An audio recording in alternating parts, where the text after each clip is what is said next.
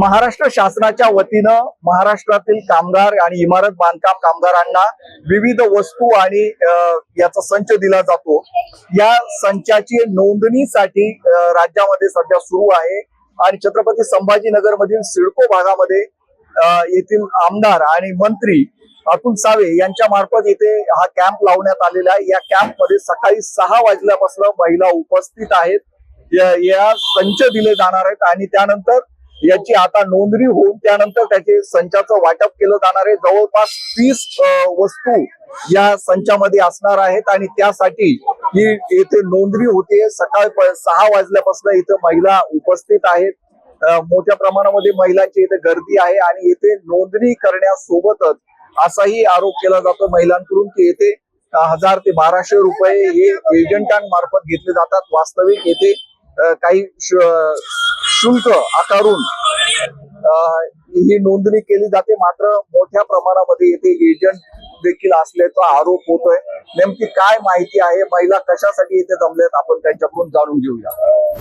काय सांगाल, कशासाठी तुम्ही इथे रांगेमध्ये उभे आहात एवढं सतत?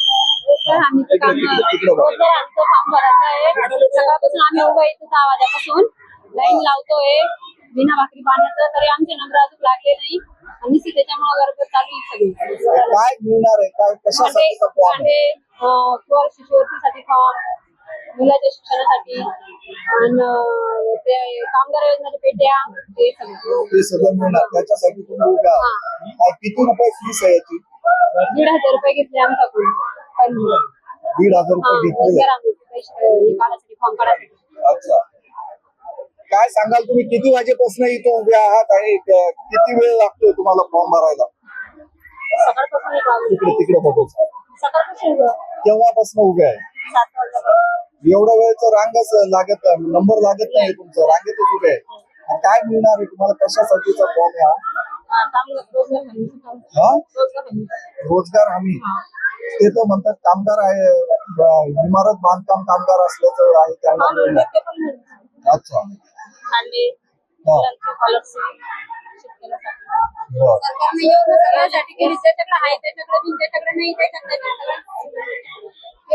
सर, जे खरे कामगार लोक आहेत त्यांचा नंबरच लागत नाही इथे।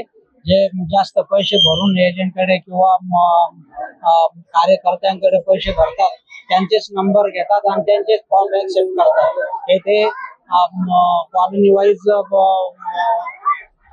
ऍडजस्टमेंट केलेली आहे, पण काही अटी जर तुमच्या कोणाची ओळख नसली तर काही अडचणी सांगतात, काही अटी लावतात की तुमच्याकडं हे डॉक्युमेंट नाहीये म्हणून तुम्ही नका येऊ, तुम्ही दुसऱ्या लॉट मध्ये या।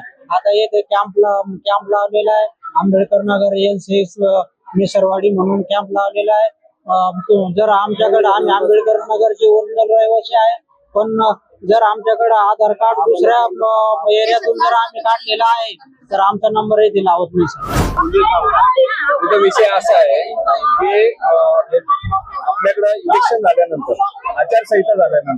आचारसंहितेनंतर कामगार विभागाने याच्यापूर्वी एक स्कीम काढलेली होती की कामगारांसाठी पेटी सेफ्टी पेटी म्हणून।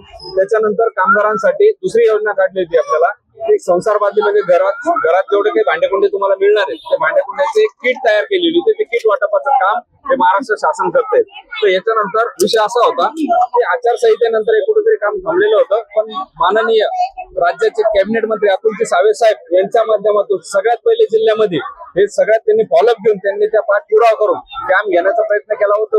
सगळ्यात पहिले आपण आपल्या मतदारसंघामध्ये पूर्वमध्ये हे काम आयोजित केलं। प्रथम स्वरूपात 5000 किट वाटप करायचं आपण असं नियोजन होतं, पण इतका उत्कृष्ट प्रतिसाद त्या गोष्टीला मिळालेला आहे।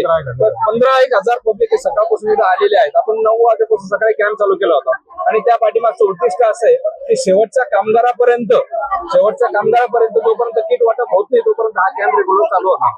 काय आता किट वाटप आहे का नोंदणी आहे? आता पहिले रजिस्ट्रेशन होणार आहे त्यांचं, बायोमेट्रिक रजिस्ट्रेशन होणार आहे। याच्यानंतर आपण नोंदणी करतोय, नोंदणी करतानाच आपल्याला लक्षात येते कोणत्या विभागातला राहणार आहे।